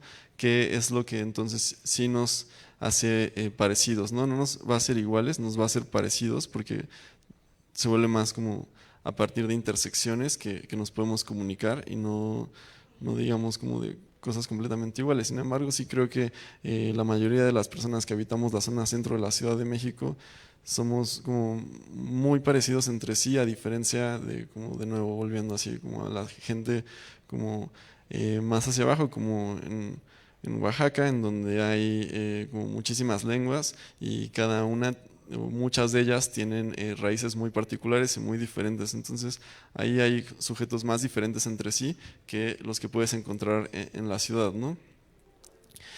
Y luego, bueno, ¿cómo llegas a poder pensar en una multiculturalidad? Bueno, puedo recomendarles un poco al antropólogo Eduardo Viveiros de Castro, quien tiene este estudio sobre ciertos grupos del Amazonas y que él denomina perspectivismo amerindio, ¿no? Y para muchos grupos del Amazonas, si es que siguen existiendo, perdón la mala broma, identifican que todos los seres, o más bien objetos, tienen lo que ellos llaman cierta como personhood o como cierto como humanidad, ¿no? Cierta como cosa que los hace seres y los hace ser un punto de vista y un punto de enunciación, ¿no? Como las cosas están vivas, las rocas o los jaguares, ¿no? Como pensar cada una de estas especies como un grupo de sujetos, como comunidades sociales que crean y se entienden como diferenciaciones ontológicas, ¿no? Entonces, si pensamos un poco en la sociedad o en los estudios sociales, más allá de como solo lo humano, y empezamos a pensar más bien en sociedades ecológicas, pero que no se restrinjan a lo que llamamos orgánico, podemos empezar a pensar en un mundo más amplio, ¿no? Y en un mundo más intercultural, intersubjetivo, etcétera.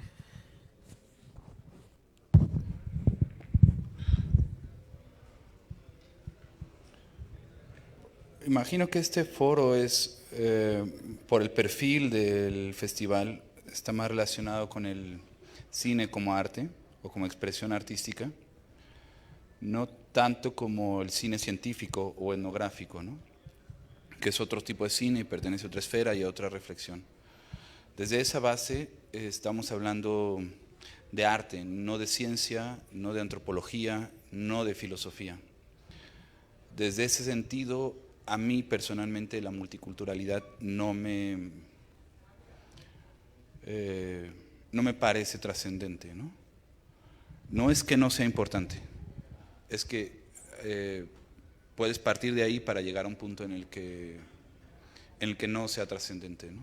En el que quede algo esencial que pueda comunicar con cualquier ser humano, ¿no? O sea, como estamos hablando de cine, Yo recomiendo no solo a los cineastas, sino a todos los artistas que lean, pero con amor, el arte, el espíritu del ideal de Tarkovsky, en su ensayo Esculpir el tiempo.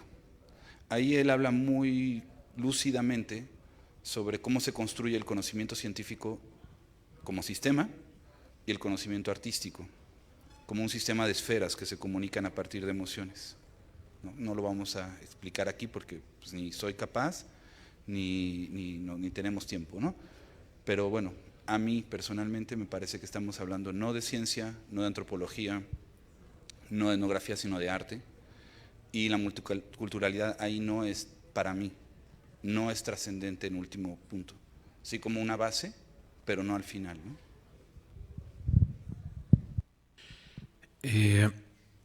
Sí hay hay esta inquietud también, ¿no? Siempre de entender si hay una identidad detrás de un cine que pueda hermanar un espíritu, una voluntad, una necesidad colectiva. Sin embargo, siento que es posterior, no debe de ser la directriz de una idea que quieras tú plasmar o de un sentimiento, una emoción que tú quieras plasmar.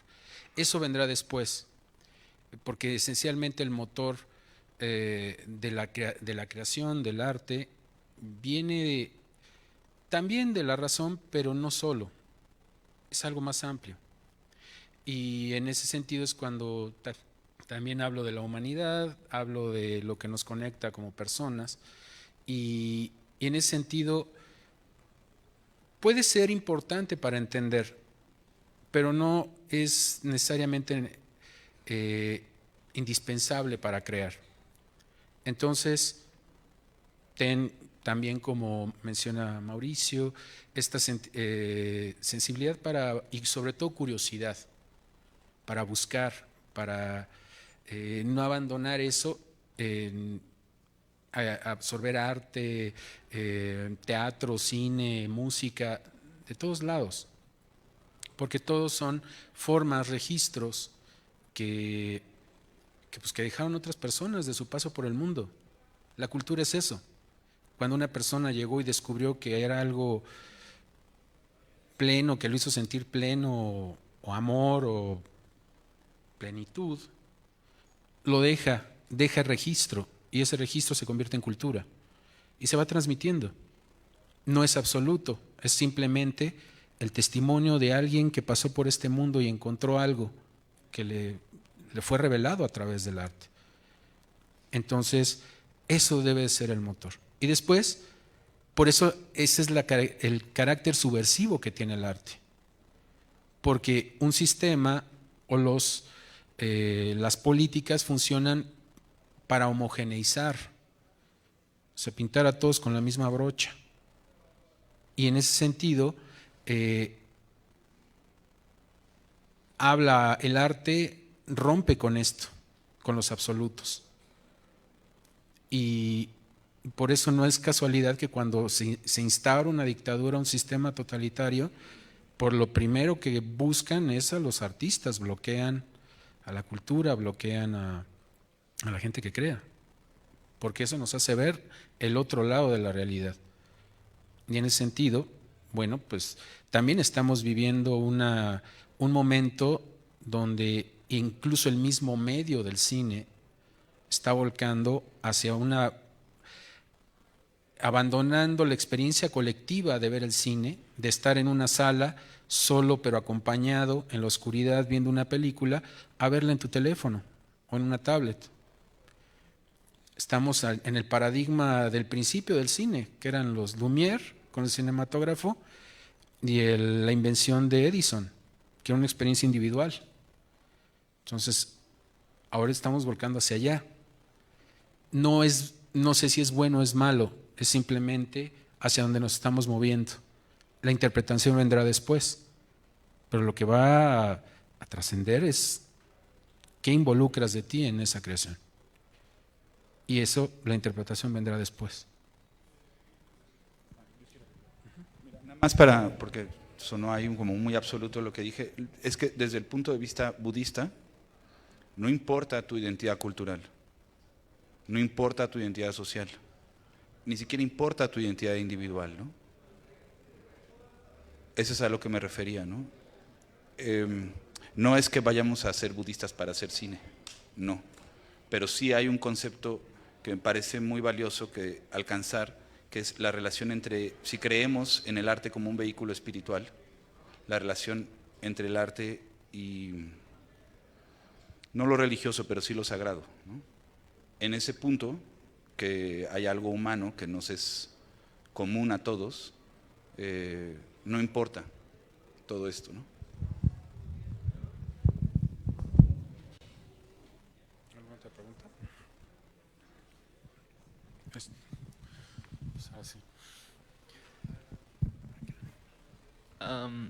Bueno, perdón.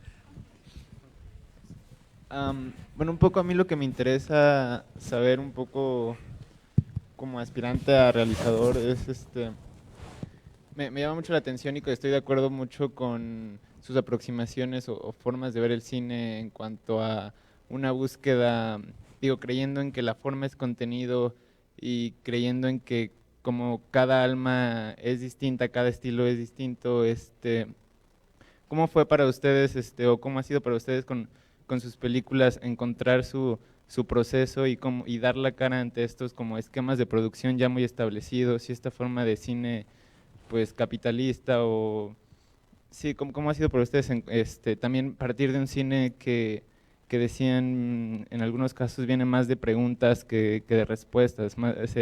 Como persona joven, a mí en lo personal no me gustaría hacer un cine que dijera, no sé, cosas absolutas, sino más bien un montón de preguntas, vaciarlas y tratar de manifestarlas de alguna manera. ¿Cómo ha sido encontrar fondos, sí, encarar este tipo sí, como siendo mujer encontrar fondos, como sí, hacer un cine que viene más desde lo sensorial, no lo cognitivo? ¿Cómo ha sido un poco como eso? Un poco, no sé si me voy a entender, pero sí. Bueno, ya lo he comentado aquí, el proceso pues ha sido muy difícil para mí en esta película, porque claro, la propuesta misma no respondía a nada conocido, digamos, entonces no tenía como con qué comparar lo que quería proponer, entonces ahí llevaba la dificultad de que querían mejor verlo antes de apostar por ello, ¿no? Pero sí ha sido, es un camino pues difícil. Luego aquí sí me di cuenta en México que muchos productores, tuve varios, trabajan con esquemas de producción de Estados Unidos, norteamericanos, digamos, lamentablemente. No todos, claro, pero hay muchos productores que siguen ese modelo. Entonces era muy difícil, porque por ejemplo no me ponían tiempo de ensayos o apenas, entonces se gastaban sobre todo en transporte y grandes hoteles y los presupuestos, ¿no? Como que en qué se enfocaba, a qué se dedicaba el dinero, y luego los rodajes tenían que ser rápidos, ¿entiendes? Había que hacer demasiados planos por día. Estoy hablando de distintas propuestas con productores y no había, justamente para mí, el tiempo en el rodaje es muy importante. Entonces, ¿cómo va a ser que no nos daban, no había en ese esquema un rodaje que diera tiempo a la preparación artística, digamos, de una película, y que eso se iba a ver en la calidad de la película? Pero está muy compleja ahora la situación en general, no solamente aquí, en muchas partes del mundo. Encontrar un buen productor, lo digo como directora, y me ha tocado producir mis películas porque no he tenido otra opción, no por vocación, pero encontrar un buen productor es complejo, creo. Un productor, ¿por qué? Porque muchos, claro, buscan fondos. Entonces, una vez que se obtiene, por ejemplo en Europa, se obtiene un fondo, el 50% va para sus bolsillos, el 50% se define para la película, y una vez que van a rodar toman el 20%, al final queda el 30% del fondo, se va a invertir en la película, el resto fue para ganancia. ¿Por qué? Porque no esperan ganar tampoco en la distribución. Entonces dicen que ¿dónde vamos a ganar? Vamos a ganar aquí con los fondos de producción. Y luego no hay un interés en que la película se estrene realmente o llegue a cines, porque ya ellos, digamos, ganan con no digo todos, pero hay una gran mayoría con estos fondos de producción. Entonces es sumamente difícil, hay que tener mucha pasión, un deseo inmenso, profundo, así de contar algo, de expresar algo, de transmitir, ¿entiendes? Y es una, para mí en ese caso es la única forma de llevar adelante estos proyectos. Para mí creo que encontré una respuesta en las alianzas, las complicidades, la sensación de familia, la sensación de amistad. Al final, pues sí, o sea, mi película fue completamente levantada, autoproducida y levantada por el esfuerzo de pues estas personas, comunidad que me rodean. Y sé que en esta ocasión me tocó dirigir a mí, pero que mi colega que hizo la corrección de color tiene un proyecto y que ahora me toca a mí, ¿no? Verter mi tiempo, mi esfuerzo para que empujemos el de él, ¿no? Esto no soluciona evidentemente varios problemas prácticos. Uno, cómo se van a ver nuestras películas, ¿no? Por eso es tan importante estos espacios. Dos, de qué vivimos. O sea, a mí al menos ahora mismo, no sé, en el futuro, tengo claridad que no me interesa tanto vivir de mis películas, por eso también pues tengo mi trabajo alterno, porque la dinámica, al menos de procuración de fondos, por el cine que hago y mi aproximación es muy complicada, ¿no?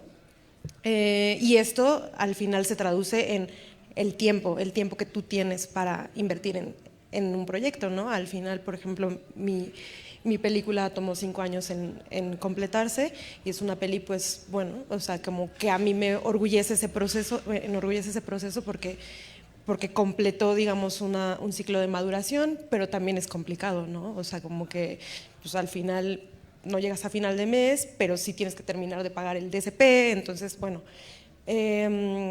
creo que me quedo con la respuesta de lo colectivo para hacer cine y las complicidades, pero sin duda también como con una claridad de que no es fácil, ¿no? Que lo que dices, o sea, es como súper retador, pero pues al final, o sea, claro que se puede tener un trabajo B y levantar una película y creo que, pues no sé, es como el pan de cada día de casi todos los cineastas y las cineastas en México.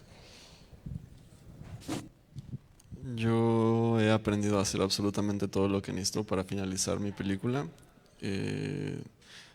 Pues la producción suele ser como muy rara, como que pues soy yo que me compré una cámara con mis ahorros y me fui a grabar. Sí, los traslados también han sido cosas raras, como entre residencias artísticas y como vacaciones diagonal, ir a pasar tiempo a un lugar. Pues yo corrijo mi color, que pues a veces no es la mejor como calidad, pero a mí me gusta cómo queda y también creo que pues hay estandarizaciones de corrección de color y al menos lo que yo hago pues suele verse como, digamos, particular. El diseño sonoro solían hacerme mis amigos que hacen música electrónica, pero pues ya me enseñaron a hacerlo y entonces yo lo estoy haciendo. Y luego ya como que la última brecha era así de que el DSP, ¿no?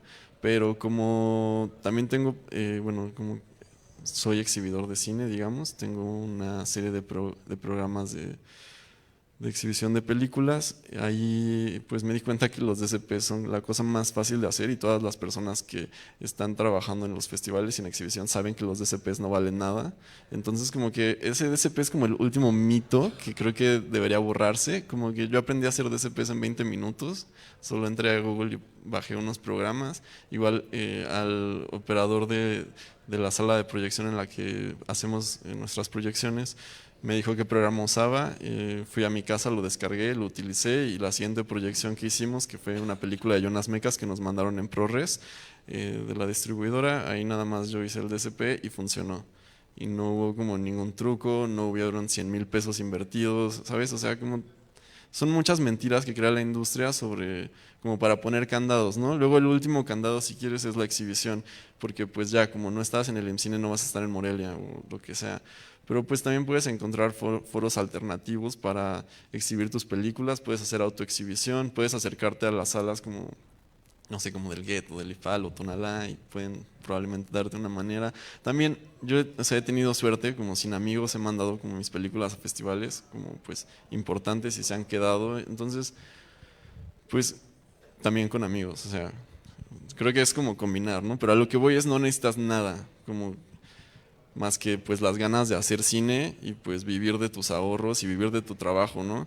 Digo, tengo trabajos como ayudando a otros cineastas a hacer sus películas, que pues creo que es un buen trabajo porque pues hay colaboración y sientes que eres parte de un proceso como más grande y pues creo que es muy hermoso trabajar el cine colectivo y no es que a mí no me guste la colectividad, pero también sé que mis amigos tienen cosas que hacer, entonces como que pues la verdad es que a veces produzco demasiadas películas. En donde más necesito ayuda de lo colectivo es en la conceptualización, ¿no? Suelo trabajar como o con críticos o curadores que, pues bueno, no es como que sea trabajo, es más bien como que discutimos ideas, les enseño mis películas, me dicen lo que piensan, luego a mí me toca ver películas de los otros y decirles lo que pienso y se vuelve más como esa clase de colectividad en un sentido como conceptual e intelectual.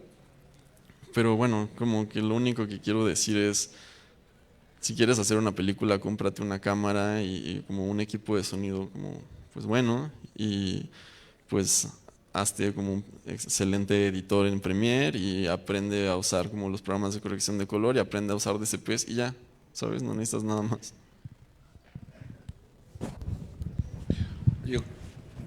Todo eso es técnico, lo necesitas, pero bueno, primero sé paciente, ¿no? No quieras hacer una película en chinga. Tienes que asumir que tu proceso es tu propio laboratorio. No vas a hacer la mejor película en tu primer película. No lo esperes, pero vas a aprender un chingo. Vas a enfrentarte a muchas cosas y a muchas decisiones. Lo más difícil de hacer una película es encontrar el ritmo interior que sostenga a la película. Y cuando trabajas solo es muy desgastante estar viendo tu película. Ayuda mucho ver la gente, pero no puedes acelerar, que la vea otra persona, pero no puedes acelerar el proceso. Tienes que pensar que cuando trabajas de esta forma es más parecido como a sembrar. No puedes ir más rápido de lo que va, si quieres que salga algo así. Después de que termines un proyecto, vas a tener una experiencia de asimilar esa película y luego empezar otra, ¿no? Todo es sencillo.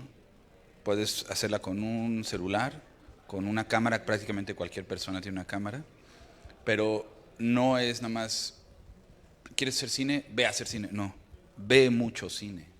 Porque ¿por qué vas a hacer cine? Ve un chingo de cine y lee mucho. Porque si vas a agregar algo al mundo de las imágenes, es importante el sentido que le damos a las imágenes.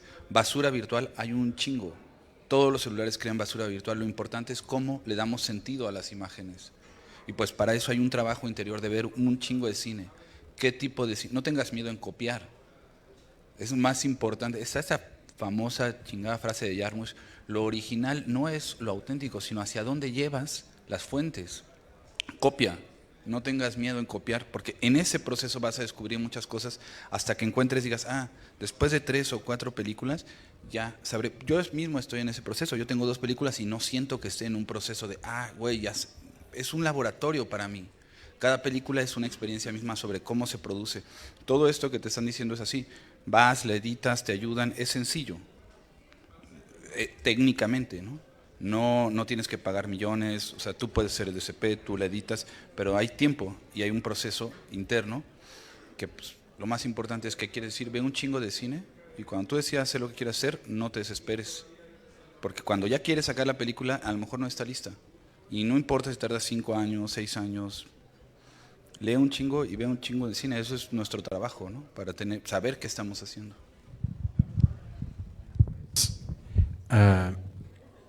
pues ya vieron estas visiones del mundo, del cine, del arte, estos acercamientos a lo humano, a la creación, al arte, desde perspectivas, pero que todas están de alguna manera conectadas. Hay por ahí un dicho que la verdad es belleza. Entonces busquen esa verdad en su interior y van a transmitir belleza, y eso es el argumento más grande contra pues lo que intenta destruir lo humano y nos intenta hacer a todos iguales. Pues aportar eso es, y siento yo que lo que han logrado los que están aquí acompañándonos es eso. Le han arrebatado un pedacito a la fealdad, a la oscuridad, y otorgan algo de belleza. Eso es un testimonio que perdura y que va a conectar, encuentra a su público, y así ustedes, sus ideas van a encontrar su camino y a su público. Y bueno, pues celebro la existencia de este festival, de este espacio, que también con muchos esfuerzos y gracias a un trabajo colectivo, a la suma de muchas voluntades, se logra. Y pues aquí seguimos, hay muchas obras que valen mucho la pena dentro del festival, no se las pierdan, búsquenlas, aprovechen. Y gracias, bonito día.